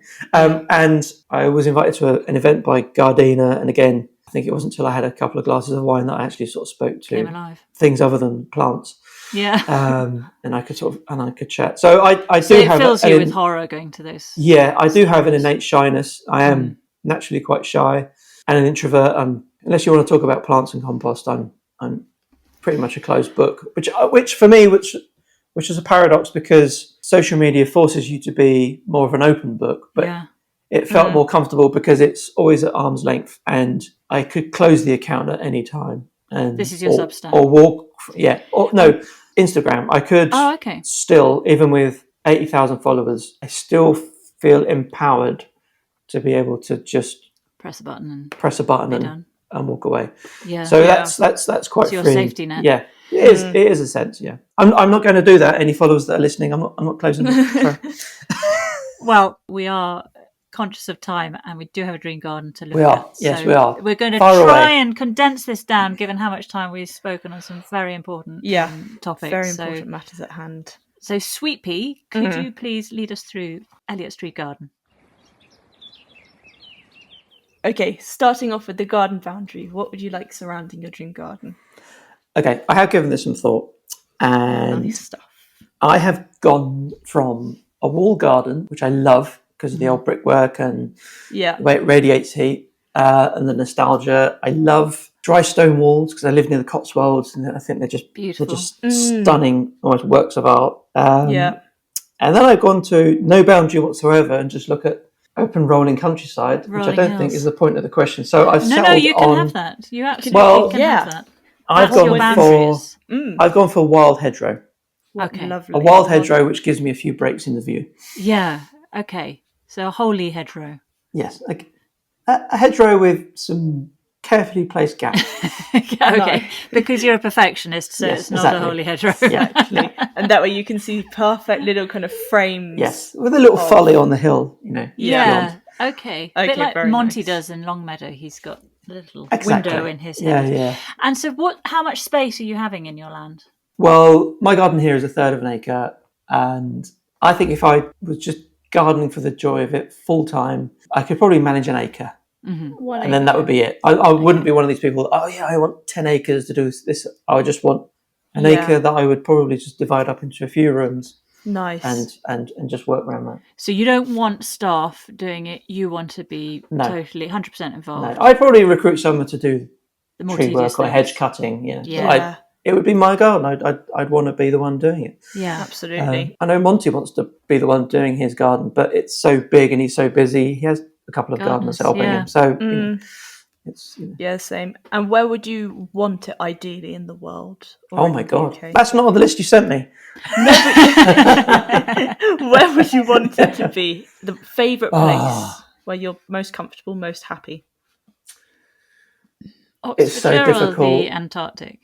That'd be a small garden. A gravel garden. Not great. See, I'm really torn. I love the Cotswolds. I love the rolling green, the hills, the dry stone walls. The colour of the stone. But I have spent a lot of time in Dartmouth recently, and it is a beautiful place. You still have the sort of the rolling green countryside, but you have a really mild maritime climate. So I'm really tempted to sort of go down there. You can have India is far too hot and dry. Okay. And, I've gone from Dartmouth to India. Far too many things that'll eat you in Africa. So Dartmouth is a nice sort of nice sort of in between. Yeah. We could do a mishmash of Cotswolds and Dartmouth. Yes. Yeah. I'll put a few dry stone walls in. Nice. It is stunning down there. And then would you like a shed or a greenhouse? It has to be a greenhouse. It definitely has to be a greenhouse because I don't have one at the moment. Wow, which surprises you're doing all people. that propagating. Yeah, I have a large north-facing conservatory, which Jack gets very stressed about. That I filled with plants and dirt. But I've always imagined one of those like grand sort of Victorian Alitex or Hartley Botanic greenhouses. That maybe sort of dribble a bit. They are the dream, aren't they? Yeah. I didn't know of those two brands until we started doing this podcast, and so obviously I've then looked it up and tagged it on our website, and they're aspirational greenhouses, savings accounts. We're trying to figure out. It's never going to happen, sadly. What colour would you like the greenhouse, and would you like it in wood or in aluminium? I think you can get it. Ooh, I kind of hate maintenance, so it'd have to be aluminium. Yeah. Okay. They have all different coloured. Yeah, it's difficult because I know Kate Coulson, her greenhouse in sort of a really sort of vivid, almost cyan blue, and it like really pings in the vegetable garden. It's really striking. So I'm torn between that or like a Burford grey or a sage green, traditional. So, but the way I'm feeling right now, it's been a really nice day, so I'm going with a vivid cyan blue. I like that. I like that a lot. Something to really draw the eye. Yeah. Just something to really annoy the Hartley Botanic people. Yeah, make them go. They'll probably say, no, you can't have it. It's too distasteful. Well, you're going to have it anyway, so. Yes. Right, now then, 5 ornamentals. This is usually a very hard question. It is. But I'm a gardener that doesn't like pretty plants or plants that need nursing or rarities. I like gardens that just put a shift in. You're good garden doers. So it's things like things that flower for a long time. So my list is Nepeta. Yep. Because the bees absolutely love it, and when you walk past, you can stroke it and it smells lovely, and you can cut it down and it comes back again and gives you another. Yeah, you can do all sorts to it, can't you? And it doesn't mind. Yeah. And you can, when you cut it down, you can bring all the offcuts in the house, and it just smells lovely. Yeah, that's amazing. Yeah. Geums, especially Total Tangerine, because you need a bit of orange with that blue. Absolutely. And again, something you can deadhead and it flowers for months.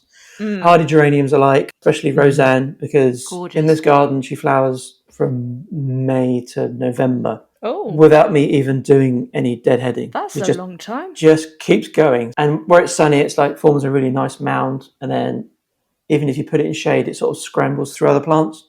So that's very useful. Very nice. Couldn't be without my roses. Of course. What types? I'm just going to say roses. Just roses. All the roses. Well, yeah. I mean, I if I was forced to have one rose, it would probably be Lady Emma Hamilton, because what's that it's like? Another. She has a apricotty, peachy flower that can either age into sort of deep orange or pink. It is probably one of the strongest, fruitiest, loveliest smells I've ever seen on a rose. Really? Even smelt on a rose. And she flowers for months. You can just keep deading and she flowers for months. Unfortunately, she's discontinued, so I would just have to dig up my own ones. What do you mean she's discontinued? So David Austin Rose, and they constantly monitor their roses for disease resistance, and she is problematic. But in this garden, she's been absolutely fine.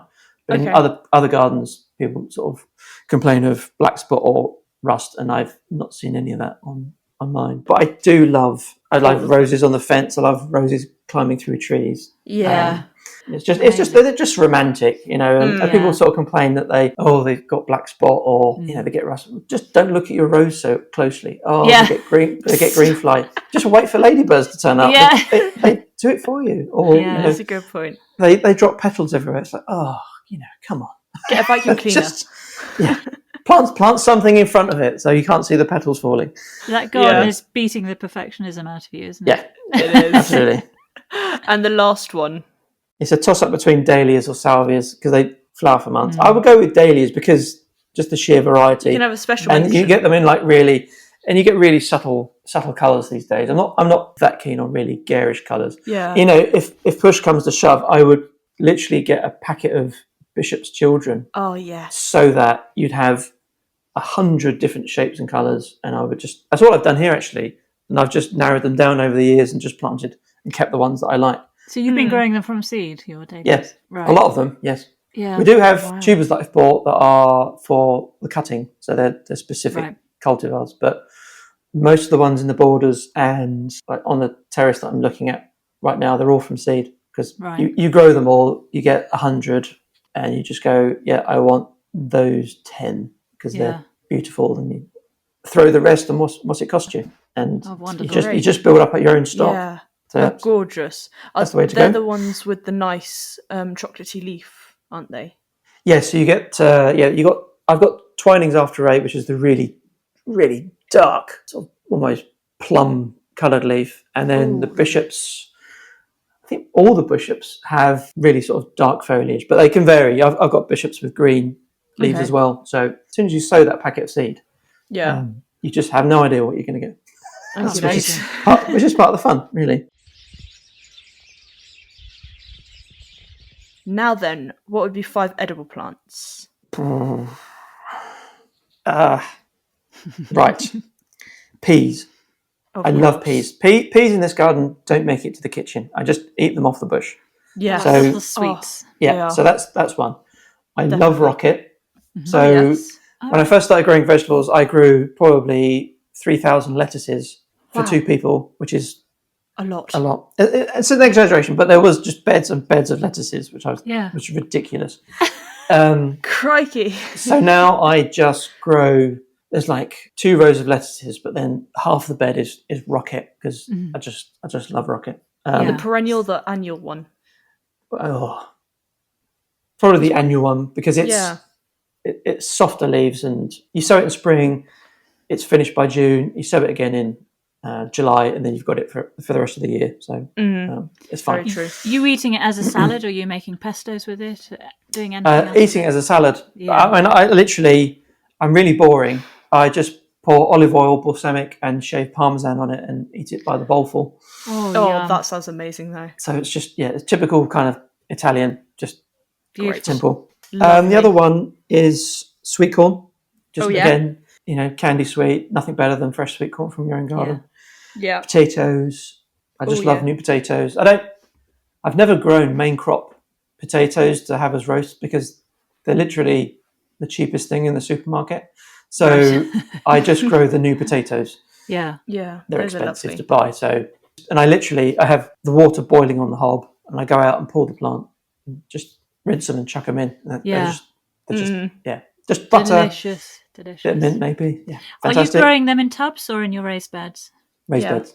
Mm-hmm. Okay. So in every bed now, because I've moved them around over the years, in every bed, every April, I have volunteer potato plants popping up. Mm-hmm. Oh yeah. And actually they've got really good potatoes on them, and they're really early. So I used to sort of meticulously pick them out, but now I just leave a few because they give you the earliest potatoes. They're It's quite fun. Yeah. So just leave them. We made a mistake in growing purple potatoes. They're absolutely delicious and very good for you, but you can't find them in the dirt. They don't stand up. You also don't know if they've gone green or not. So exactly. Yeah, I've not tried them. I'm really boring with that. It's like Charlotte's, just a classic sort of new potato, and I'm quite happy to pull the plant out young and have really, really baby potatoes. Yeah. So those are nice though. The only other thing I would say is my top list is Roscoff onions. Okay. Oh. So Roscoff is a pink French onion, of course, exceptionally sweet and just fantastic. Easy just to fantastic. Yes, surprisingly well, in easy your to grow. garden it is. Yeah, absolutely. Everything grows in mine. As long as the seed is fresh, which is the big question, I grow cratefuls, and they store all winter, and it makes the best onion gravy. And beautiful. You can even sometimes I just get the onion, shred it slightly, put it with like a very mild sort of pickling vinegar, and just have it tossed on salad. It's just that sounds lovely. nice. That does sound nice. It's really tasty. Yeah, really tasty. And they're so sweet. You don't get that sort of that really oniony afterburn. They're just really nice. I know what you mean. Because that is highly recommended. Okay, they are Raymond Blanc's favourite. Raymond Blanc's favourite. Oh, are they? So, Raymond Blanc, okie dokes. Yeah.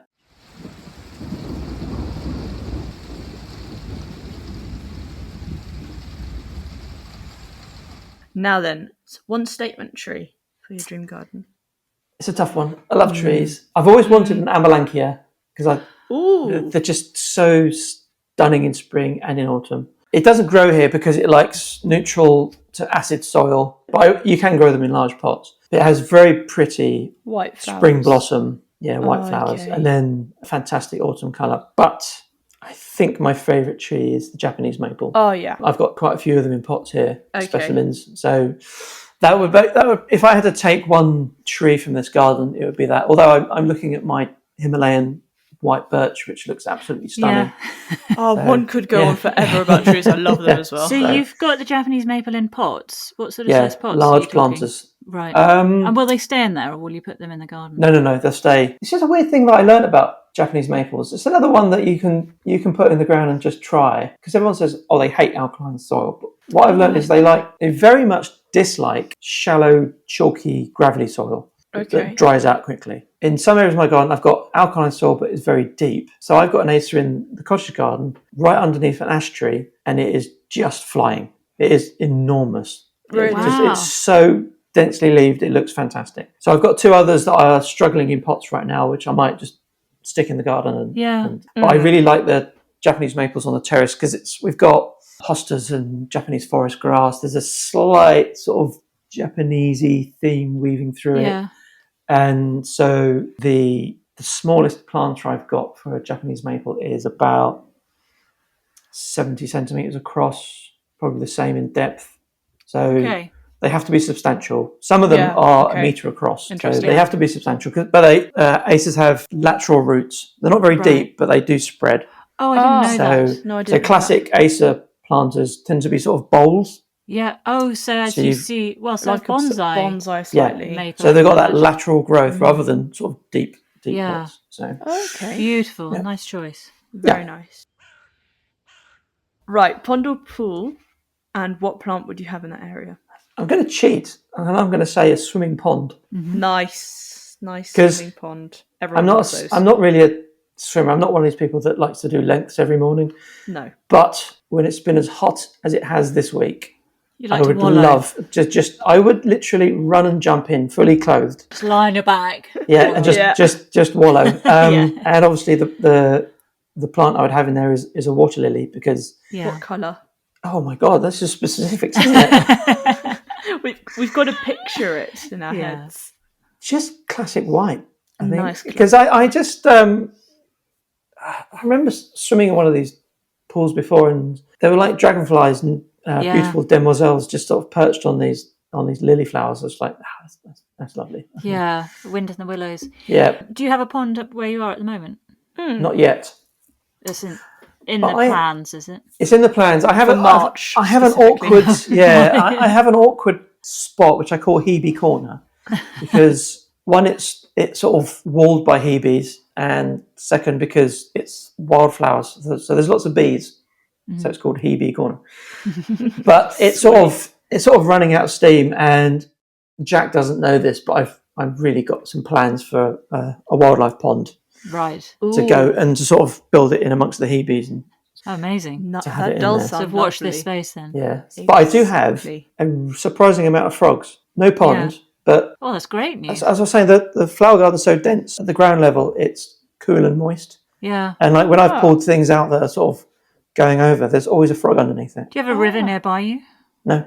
No. I'm on a hill. Yeah. And then I've got a large embankment which is about 60 metres long and 5 metres high, which I took back when we did the clearing, and it's sort of ivy and wildflowers. And whenever I sort of strip it down at the end of summer, there's loads of frogs in there. Loads of frogs. Yeah. When are they all spawning then, I wonder? I have no idea. I don't even know anyone who's got a pond around here. Yeah. That's interesting, isn't it? So my bank is very peculiar. What I call the wild bank is basically bank voles, frogs, and bumblebees. Oh, when you look amongst the plants, it's just like a literally a honeycomb of holes. Well, final question is, what would be your favourite seating area and drink to have there, and one last plant for that little spot? Well, I don't know. all I know is I'm a sloucher. Those, the typical garden furniture that you get with those little chairs that are really upright. Mm-hmm. To me, that's a form of torture. I get you're in your garden to relax. I don't mind them around a table, but you're in your garden to relax. So I have a garden sofa, Lovely. So I can literally kick my shoes off and just throw myself down. You can lie down on it. And I can lie down.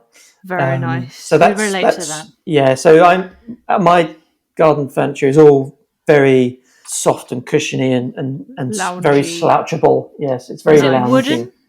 Wooden? It's aluminium because it stays out all year. Okay. The cushions are really thick. They're not this sort of like 2-inch piece of foam to sit on. They're really nice and comfortable. Big, wodgy cushions. Yes. That sounds nice. lovely.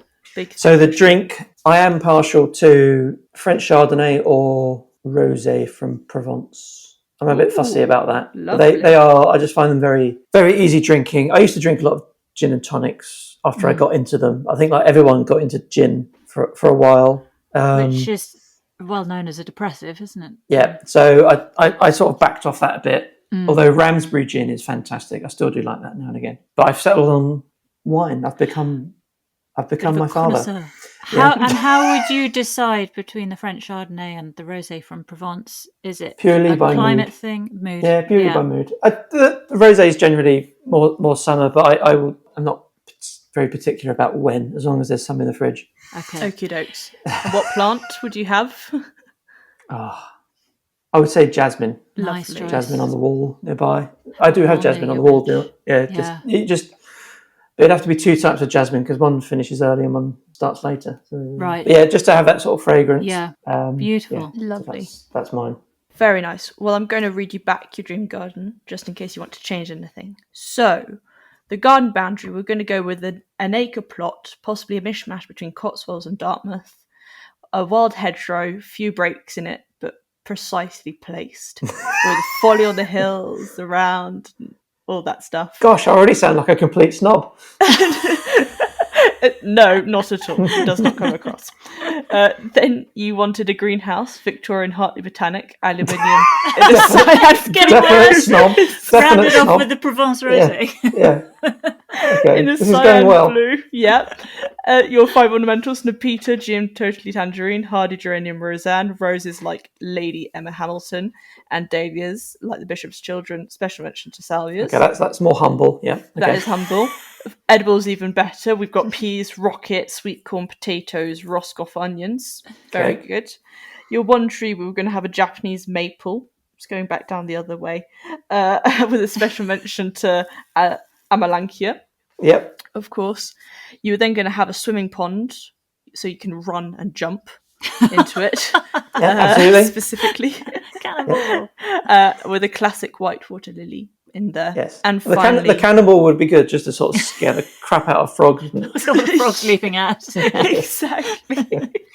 And then finally you had a really nice loungy sofa, leaning back chairs, big thick cushions with a jasmine up the wall and possibly either French Chardonnay or Rosé from Provence. Yeah. Ta-da. God, it just sounds dreadful when you read it back. It doesn't. It sounds beautiful. Oh, come on. It sounds brilliant. I like the idea of the cannonballing and also the very loungy sofa. Yeah, that's my sort of, bipolar nature. It's either sort of, quite classy or just a complete idiot. Well, that works well. Mishmash of the perfect of both worlds. Okay. Well, thank you so much, Elliott, for your time. You're welcome. And for jabbering away to us. It's been a pleasure. Thank you very much. Even though you hate people, we really appreciate it. Don't say that. I don't hate people.